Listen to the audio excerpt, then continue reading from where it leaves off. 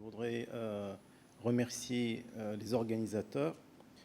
J'ai la tâche de parler de la place de l'angioplastie coronaire chez les patients ayant une cardiopathie ischémique avec une dysfonction ventriculaire gauche.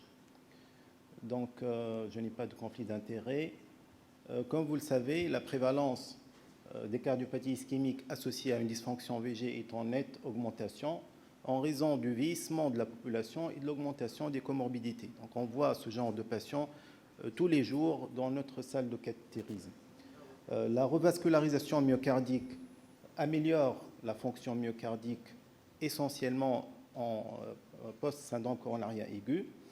En ce qui concerne les patients qui ont un syndrome coronaire chronique ou polysymptomatique, le mode de la revascularisation, guidé ou non par l'ischémie ou la viabilité, reste sujet à controverse.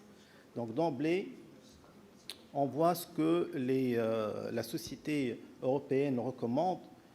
Surtout, elle insiste sur la place de la décision centrée sur le patient. Il faut bien entendu informer le patient sur le bénéfice, les risques, les conséquences thérapeutiques et les alternatives à la revascularisation. Donc la place du patient est très importante. Surtout aussi, en cas de dysfonction ventriculaire gauche, le choix entre revasculariser ou non doit être fait essentiellement par le Heart Team qui doit évaluer de façon précise l'anatomie coronaire, la corrélation entre ces atteintes coronaires et le degré de la dysfonction ventriculaire gauche, les comorbidités associées et le taux, le risque et le bénéfice. Donc, comme vous le voyez sur ces recommandations, si on a pour objectif d'améliorer le pronostic, et en cas de dysfonction ventriculaire gauche, la chirurgie est indiquée en classe 1 si le patient est à faible risque ou à risque intermédiaire. Si le risque est élevé, donc c'est une classe de recommandation 2B. Alors, sur quoi se basent ces recommandations? Sur deux études. Donc, une étude ancienne qui est l'étude Stitch, vous la connaissez, et qui a montré un bénéfice à long terme, après 10 ans, donc, aux dépens d'une surmortalité dans la période périopératoire.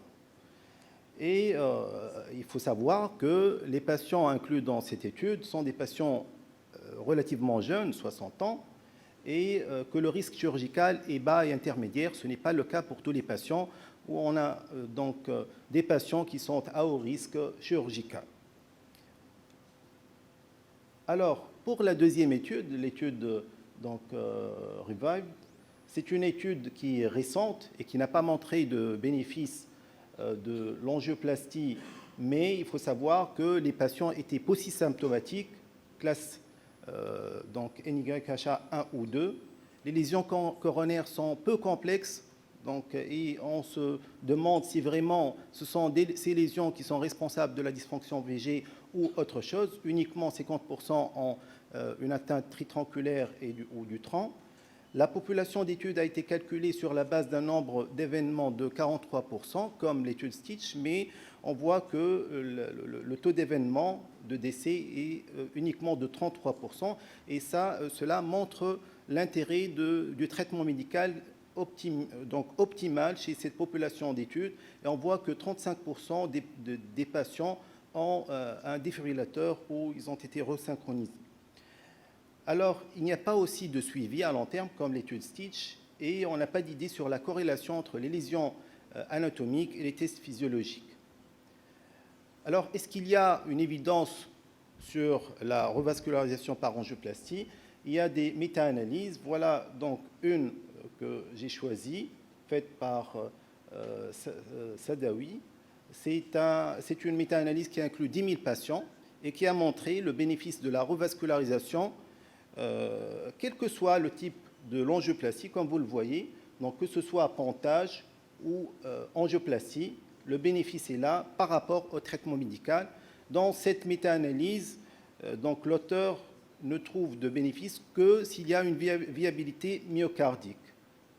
Donc, comme vous le voyez, lorsqu'il y a une viabilité, le bénéfice de la revascularisation est là. Alors que d'autres études d'autres méta-analyses ont montré qu'il y a un bénéfice de la revascularisation, qu'il y ait ou non de viabilité myocardique, comme c'est le cas de cette méta-analyse qui inclut pratiquement 860 patients.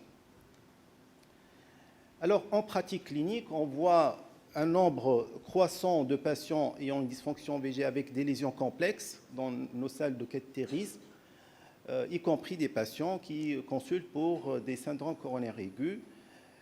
Et dont on sait que dans 50% des cas, l'intervention chirurgicale est recusée par le Heart Team pour un risque périopératoire élevé ou des comorbidités associées, ou aussi lorsque le patient préfère l'angioplastie à la chirurgie.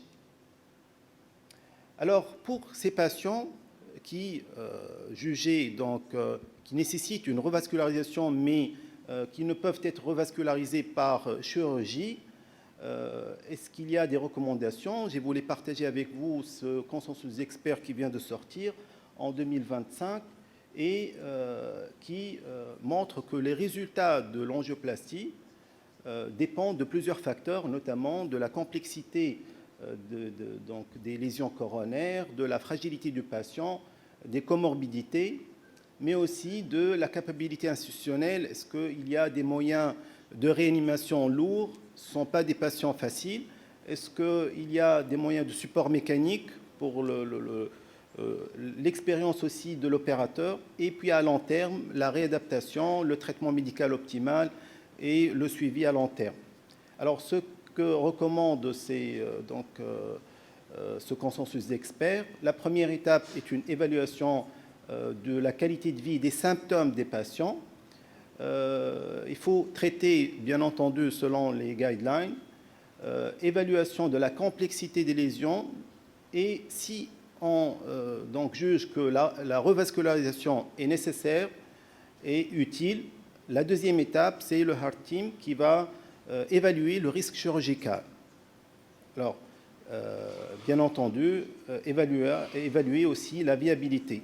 Si le pontage est jugé à haut risque ou le patient refuse, dans ce cas, on passe à l'étape de l'angioplastie. Et là, c'est la troisième étape. Il faut une stratification de ces patients qui sont à très haut risque d'événements périprocédural, notamment lorsqu'on dit un patient à haut risque, lorsqu'il y a une seule artère qui reste, ou bien un patient qui a des occlusions chroniques, une atteinte du tronc commun, ou bien une atteinte tritronculaire, dans un contexte d'une dysfonction ventriculaire gauche. Et il faut évaluer la nécessité d'un support mécanique chez ces patients pendant la période périprocédurale.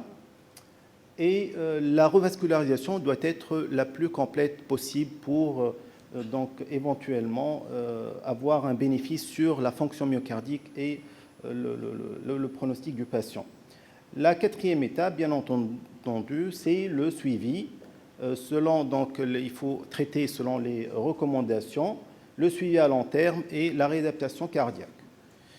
Et donc, avant de terminer, je voudrais partager avec vous ce cas clinique qui a été réalisé dans notre centre par mon ami Dr Ayman Ben Abdeslam, qui a eu le courage de le faire. C'est un patient de 63 ans qui est diabétique tabagique, qui a une dysfonction ventriculaire gauche sévère. Comme vous le voyez, donc le VG à peine il bouge, peut-être moins de 15 à 20%. C'est un patient qui est admis dans un tableau d'insuffisance cardiaque gauche sévère et qui a bien évolué sous traitement médical initialement. L'échographie, comme vous le voyez, donc il y a une fuite mitrale et tricuspidienne importante. Alors, la coronarographie montre une lésion serrée de la première marginale, une lésion du tronc commun et de la partie ostioproximale de l'IVA, donc une lésion significative et serrée. Et puis, on a une coronaire droite qui est occluse avec une reprise par le réseau gauche, comme vous le voyez. Alors,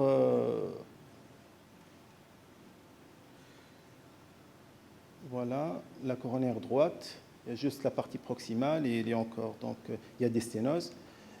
Donc voilà, la revascularisation a été faite sans support mécanique, juste donc par des drogues inotropes positives.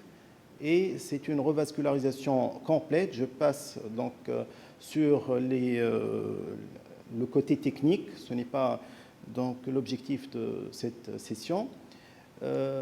Et voilà, donc après 3 mois, on voit qu'il y a une amélioration de la fonction ventriculaire gauche et une diminution des fuites aussi bien mitrales que tricuspides.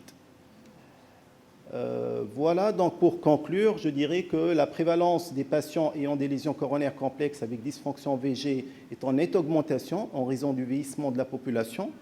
Plus de la moitié de ces patients ne peuvent être traités par pontage aortocoronaire en raison d'un risque chirurgical jugé élevé ou pour refus du patient.